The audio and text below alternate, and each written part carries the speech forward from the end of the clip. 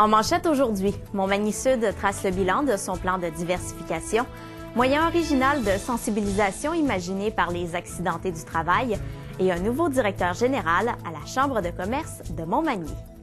Mesdames et messieurs, bonjour. Voici vos actualités Inform-Affaires de ce jeudi 26 mars 2009.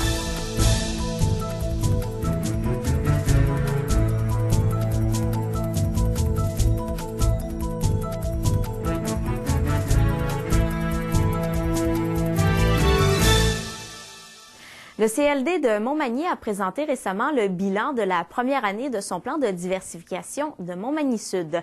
Au terme de cette année, 3 études ont pu être réalisées sur la caractérisation des terres en friche, l'évaluation de l'implantation d'une chaufferie institutionnelle et aussi la mise en valeur des érablières du territoire par l'implantation de plantes à valeur ajoutée.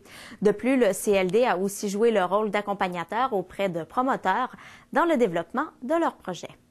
Il y a actuellement 17 projets qui sont en accompagnement, parce qu'on travaille avec beaucoup de promoteurs, mais il y a quand même 17 projets qui sont en accompagnement et qui pourraient être des projets qui pourraient être déposés dans le cadre de la diversification économique.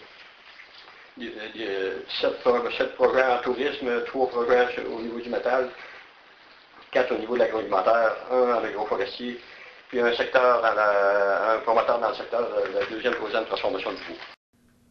Les dossiers importants pour 2009 pour le CLD seront l'amélioration de la téléphonie cellulaire et aussi le dossier du Québec central.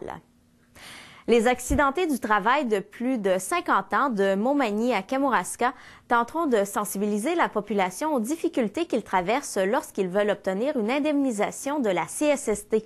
25 000 $ est attribué à l'organisme Aide aux travailleurs accidentés par le programme Nouveaux Horizons pour les aînés pour monter une pièce de théâtre qui permettra d'informer la population face à leur situation vécue. Le plus bel exemple comment quelqu'un peut être démuni face au système bureaucratique. Parce que le secteur des travailleurs accidentés, c'est des choses où il y a des preuves très scientifiques, des preuves très juridiques à faire. Et le système, lui, de l'autre côté, il ne subit pas ce que la personne subit dans sa vie. Puis les gens sont de bonne foi, les fonctionnaires, les gens font leur job, mais ils ont leur rythme de job qui ne correspond pas nécessairement à l'impact du rythme, l'impact que ça a sur la personne touchée par l'accident. La pièce sera présentée en octobre ou novembre prochain à Saint-Jean-Port-Joli, Montmagny, Rivière-du-Loup et peut-être même Cabano. Et la Chambre de commerce de Montmagny a nommé récemment son nouveau directeur général qui succède à Francis Lemieux. Simon Fortin est entré récemment en fonction après le grand ménage survenu en janvier dernier.